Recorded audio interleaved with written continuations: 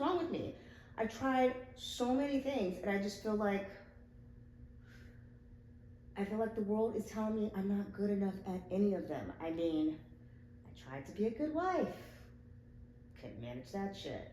I have been running one of my businesses for 20 years now. I've tried to be really good at business, and I don't even know if that is happening. I mean, 20 years is a long time, but for fuck's sake, sometimes I'm just like tired of being broke. And then when I do have money, another expense comes along. Try to be a multi-business person and just effing failing at that because now I have two struggling businesses. And it's not even business. It's not business. It's not relationships. I mean, I try to be a good sister, but I don't know. I feel like sometimes I suck at that because my sister's been going through like all kinds of things that she has not even shared with me. And I try to be a really good best friend. And my best friend doesn't even tell me till well after the things happen that she's been through what she's been through. And I feel like, oh my God, you know, like, isn't that the stuff you're supposed to tell your best friend? And isn't that the stuff you would feel like you could turn to your sister and tell your sister, hey, this is really what's going on with me? And like, no one turns to me for anything. And I mean, I think I'm pretty good at my business. I mean, I thought I was pretty fucking good at my business. And so I thought, hey, you're getting married. Don't you want to like have an awesome wedding dance from an awesome choreographer who's received awesome recognition from all these other couples? And literally no one calls them in and be like, hey, Ray, we know you're awesome. Can you help us make an awesome wedding dance? I mean, I don't even get invited to most of the weddings half the fucking time. And it's just not, I mean, there's like bigger things. But even the small stuff, I can't even handle the small stuff. I suck at the small stuff. Last patient of the day. Ugh, I could use a drink right now. Hello, it's Ray with Get Real Ray, and let's get real about adulting. I don't even know if that's a real word. I may have just made it up. I don't know, but I like it. Okay, and so let's talk about it. Recently, I realized I suck at the small stuff. Like, here's what happened. I was in a different home, not my home. If you've seen some other videos on this channel, then you know that I am house sitting and traveling while I house sit, yes? And so I was in this beautiful home, and I have to say, I went into this woman's bedroom, and I saw, this amazing view of Washington.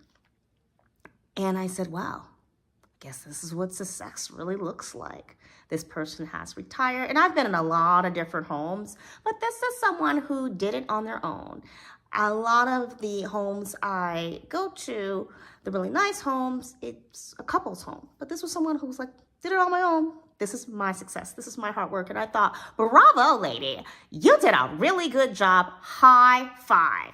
And then I walked into her walk-in closet, and I thought I was going to get lost in that thing. That thing just went on forever, and it was in my favorite colors. And I'm thinking, oh my gosh, this is what making your dreams come true looks like. How wonderful. And then I went downstairs, and I thought, these floors are so nice. This is amazing. And I walk in, and I remember earlier in the day, I had talked to my mom, and my mom said, be careful on those stairs. And I'm like, what are you talking about? I'm not gonna walk into the corner of the staircase and then tumble over the things that are in the corner of the staircase. Like, get over it. Like, what are you talking about, right? And so on the staircase, there were like little baskets, little dumbbells, but things were pushed to the side. And I thought that was a smart idea. Maybe the homeowner wanted to remind themselves, oh, if you're walking upstairs, don't forget to drag your weights and lift some weights up the stairs. Or maybe they have been downstairs working out, didn't want to go upstairs to put them away. And so I'm just going to tuck this to the side. And when I'm ready to go back upstairs, I can grab those weights. And there's little baskets. So if there's something that belongs upstairs or what have you, you can just drop in the basket. And then when it's time to go up, you can take everything with you. It made so much sense to me. I thought my mom was being crazy. And lo and behold, not on that staircase. 3 steps. 3. I almost said 2 because my brain kept saying there are only 2 steps downward to the floor. But there were 3. And I missed a step more than once. The same 3 steps, me walking down, missed a step more than once. And I thought, oh my goodness, how can I be bad at walking downstairs? Like, that is epic. If you are an adult and you have all of your cognitive abilities, no balance issues. I'm a dancer. I balance for a living. And yet, I could walk down the stairs. I missed the step more than once. And it had been months since I'd injured myself on a house set. I was injury-free for months. I was so happy. And lo and behold, missed the step more than once. And I scratched my foot really bad. I'd go get a Band-Aid. It was really sad. And I thought, oh my goodness, I am in this house, this luxurious house, looking at someone else's success, and I am failing and walking down the stairs. And so I had to really think about, how do I walk downstairs? Well, apparently I like to walk downstairs on the balls of my feet, tiptoeing down, trying to get down quickly. And I believe this habit came about, A, because of dancing, you move on the balls of your feet a lot, and B, because I would constantly be running through the subway station in New York City and I would have to make it to the train on time. And so instead of planning the full fit, I would be on the balls of my feet to move quickly, just like in dance, balls of your feet to move quickly if you're doing like a grapevine or something. And so, yeah, I just took this balls of my feet thing, the pad of your foot near the toes, into like everything that I do when it comes to walking downstairs, upstairs. I thought, this is ridiculous. I can't walk downstairs. I don't think other people walk downstairs like this. And then I felt, I need to like study how people walk downstairs, and I'm pretty sure not everybody is missing a step. And to be fair, I wasn't like on my phone or multitasking a lot of times. I'm just walking and whoop, just missed a step. I never fell down because I'm a good dancer, okay? So you miss a step and you keep going. There was no fall, tumble, crash, nothing like that. But I did feel like, oh, okay, this is something really easy that I should be able to do, and barely, I ain't doing it right. And so I had to really make a conscious effort to plant my full foot on the steps. And for a couple of days, I did avoid those 3 steps. Just saying. Now, I have had an injury on the left side of my body for quite some time. I remember when I was practicing aerial, I think it was back in like in 2000, maybe 2017, I remember kicking too hard and injuring my knee. Like I kicked hard doing a dance step, and I felt like my knee just moved out of the proper place, and I had to wear a knee brace for quite some time. No health insurance, so what do you mean go to a doctor? I was like, no, I'm gonna make this happen.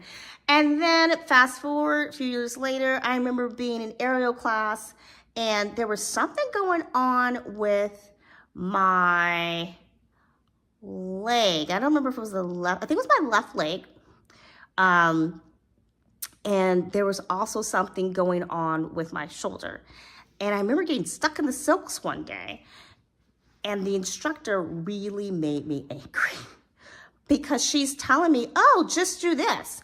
And I'm like, no, don't touch the silks. Stop talking to me. You're not helping. And I finally got down. My foot was like caught in the silks, and I could not get it out. And she had said to me like, oh yeah, that's what happens when you rush. And I thought, girl, don't have me punch you right now, because I was not rushing by any means, way, shape, or form. I know how my foot was wrapped, and I was trying to process through my brain, which way do I need to move my foot in order to get out of this? And I could tell that the fabric was stuck on my foot in an awkward way. And so her information was not helping. I had more information than she did, and I was like, I don't want to take a class with her again.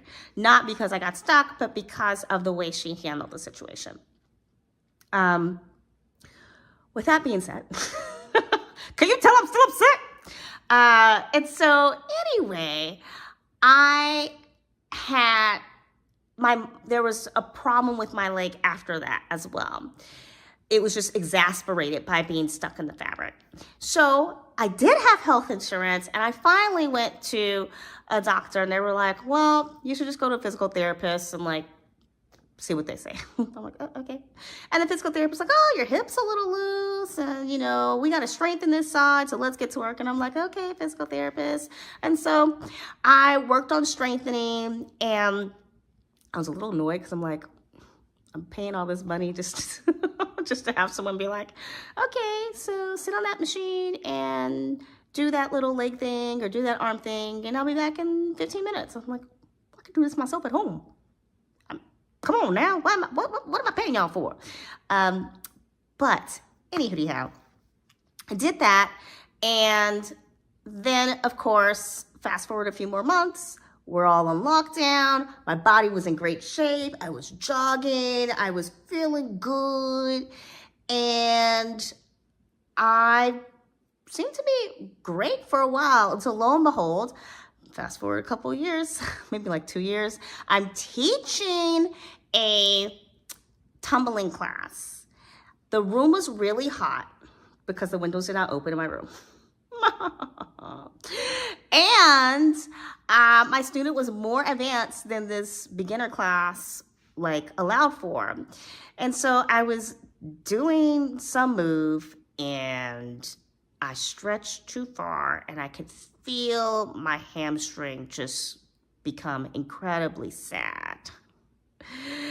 And then shortly after that, I can feel my shoulder. I just kind of lost all balance in my shoulder and crashed into a wall. Now, thankfully, I crashed into the wall after class, but I wound up with bad shoulder, bad left hamstring, left side bad, definitely muscles weaker. And it's been that way for a while. I teach a flexibility class. I'm always stretching, but I always have to be very cautious and mindful of my left side. No health insurance again, boo-hoo. But I did, just a side note, I am getting health insurance again. So yay, adulting, yay. Okay, so anyway, here we are with these various injuries that kind of been recurring over time. And I have a bad habit of crossing my legs when I sit. And so I said to myself, you're not helping that left hamstring that is weaker when you continuously sit with your legs crossed like you've got to go to the bathroom and you don't have time to go. And I think the legs crossed thing actually developed from being in situations where I had to go to the bathroom, but I didn't have time to go. And so you just cross your legs really tight. You're like, I can't wait for whatever this is to be over.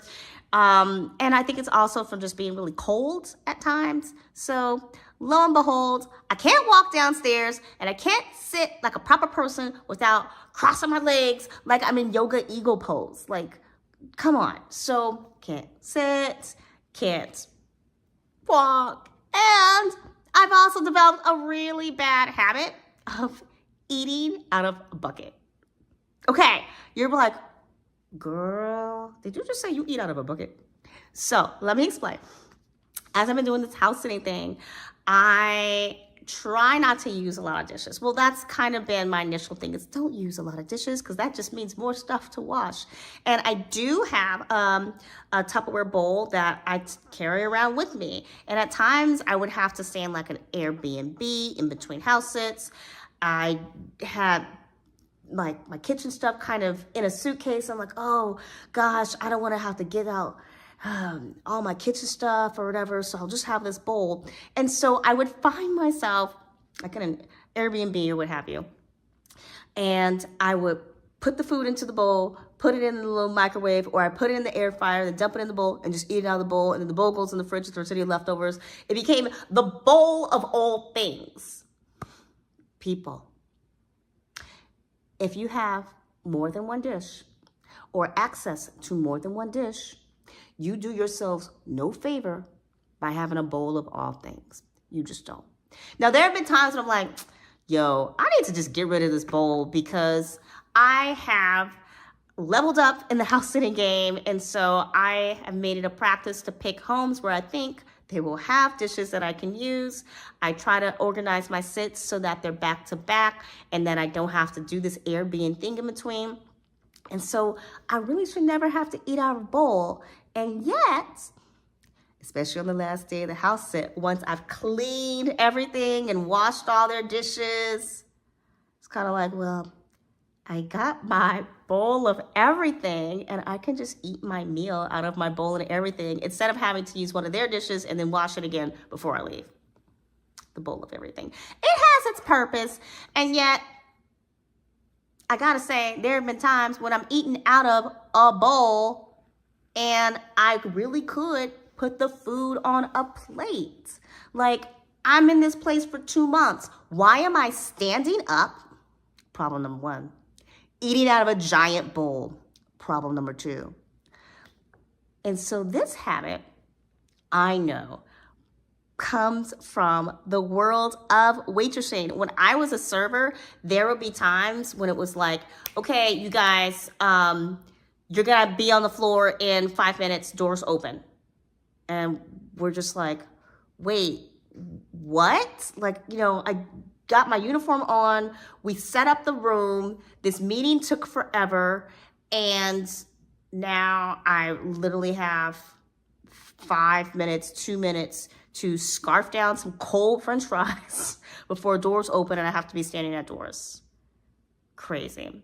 Now, to be fair, there were servers who would show up to work very early so that they could order a shift meal, pay whatever you had to pay for this shift meal, and then be able to sit and eat their food. I was rarely the person who was there very early. I was probably either working another job or working on my own business. But showing up super early was rarely an option for me.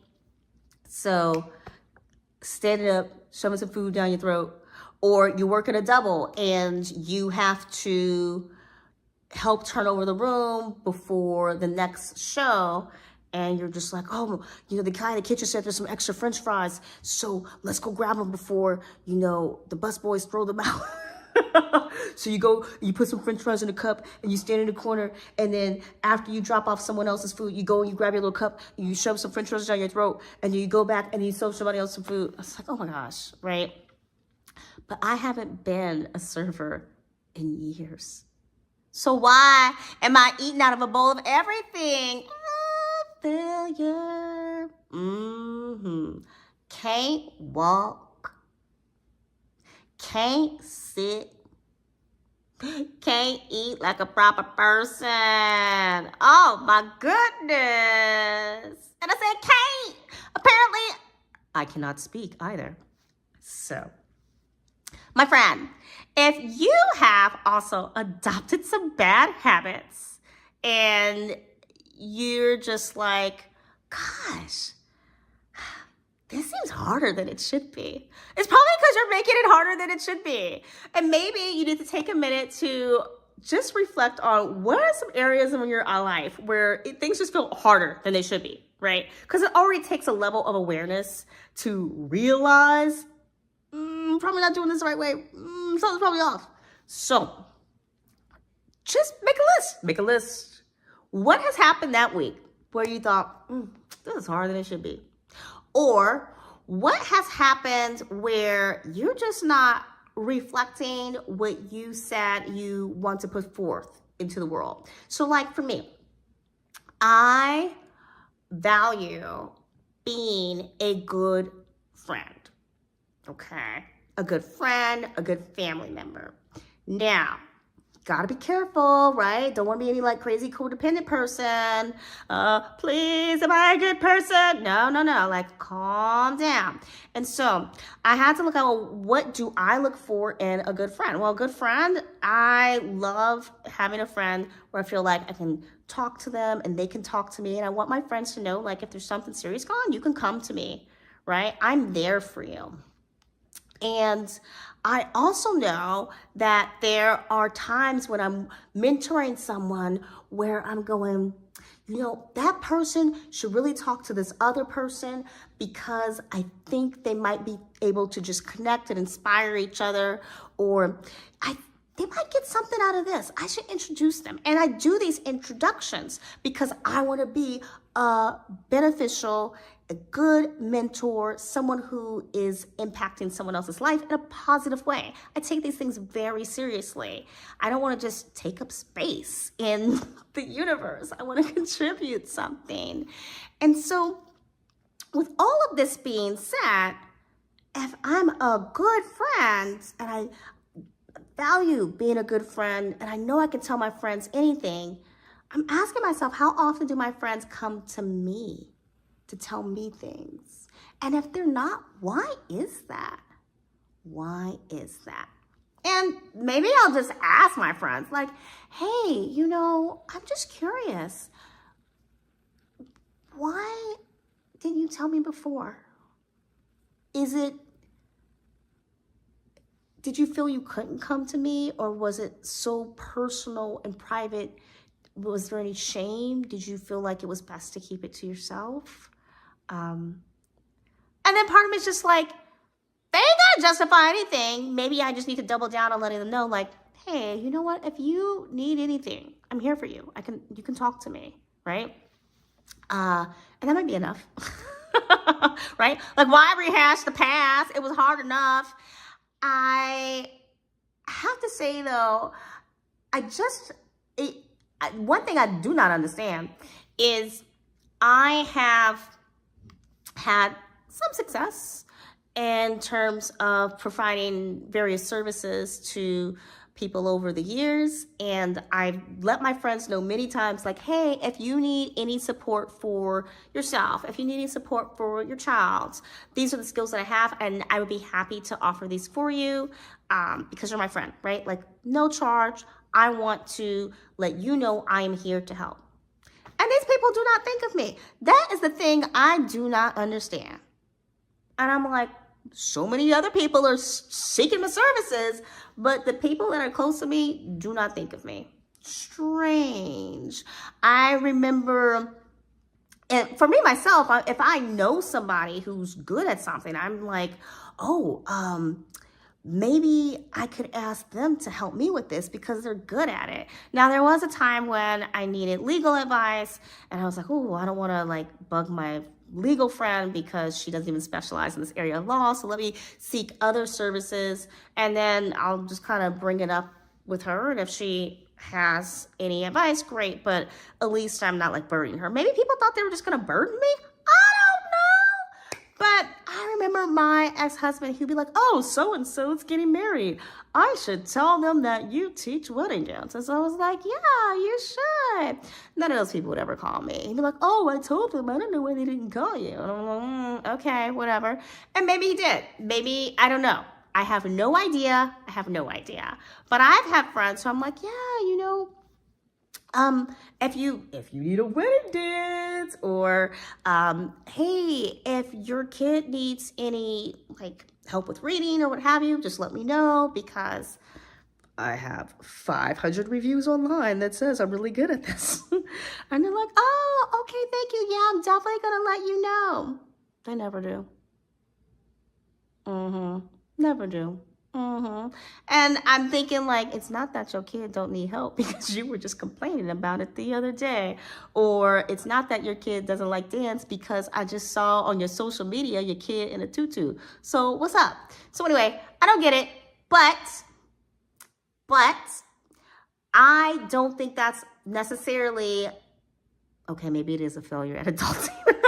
It's not necessarily a failure at adulting, but maybe there's some failure on my part in terms of maybe not communicating clearly that I don't have any expectations and I'm not a burden to anyone. They will not burden me.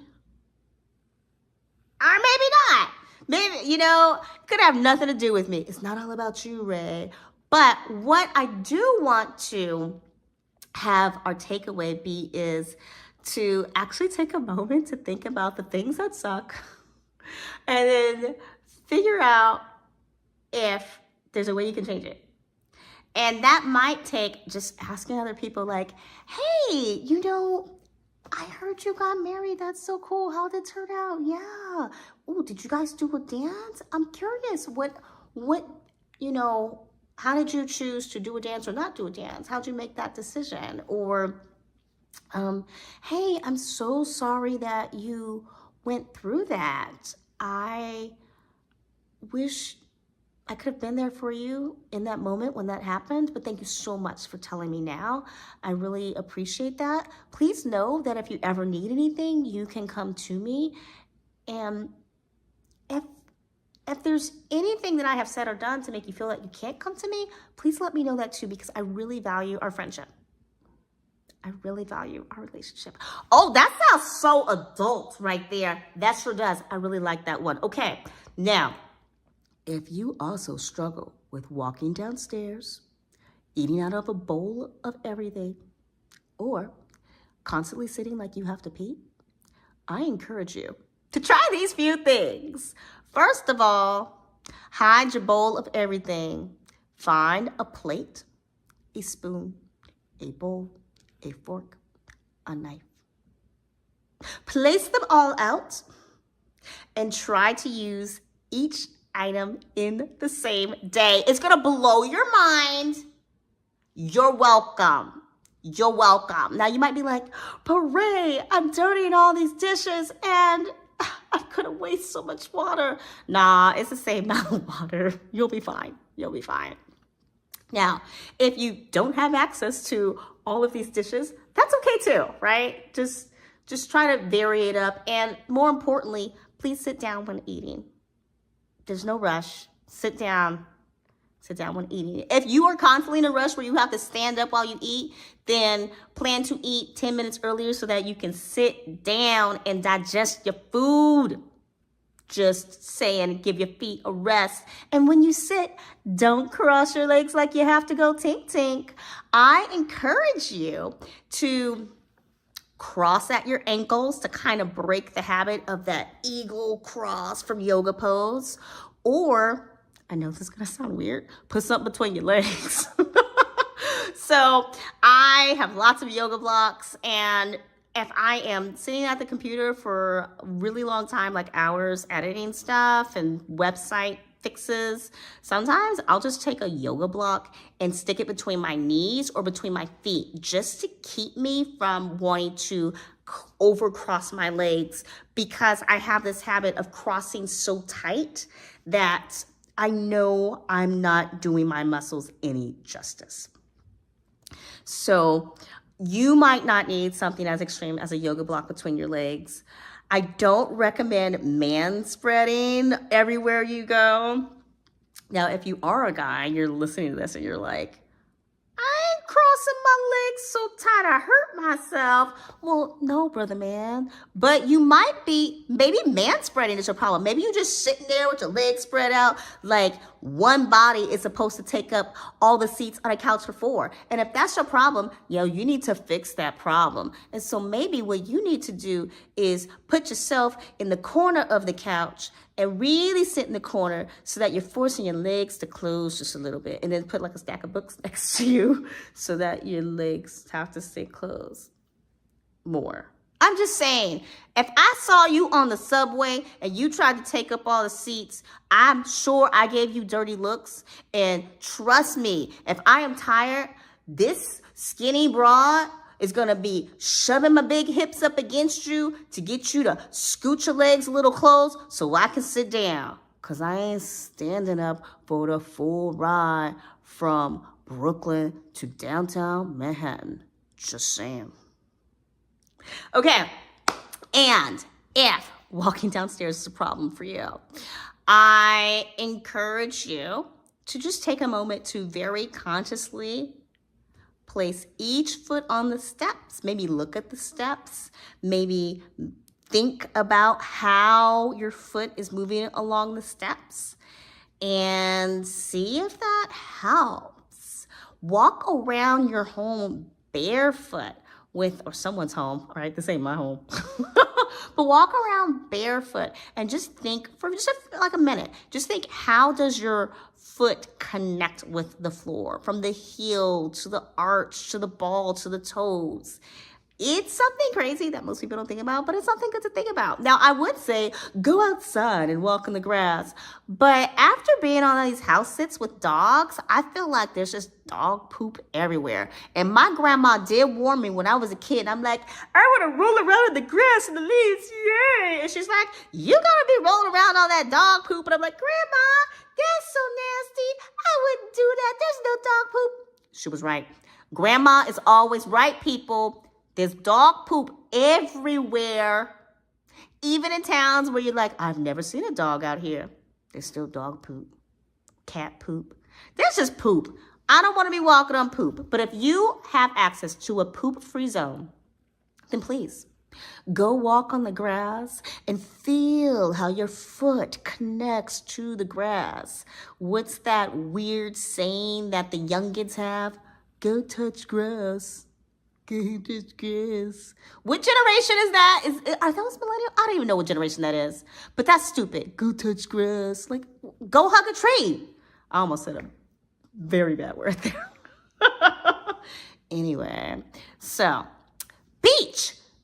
I like walking on the beach. I just have to think, or not think about the fact that some dog may have peed on the beach. But especially if you're walking near the water, then you don't have to worry about dog pee, because you could just be like, oh, the fish pee just, remove the dog pee or something.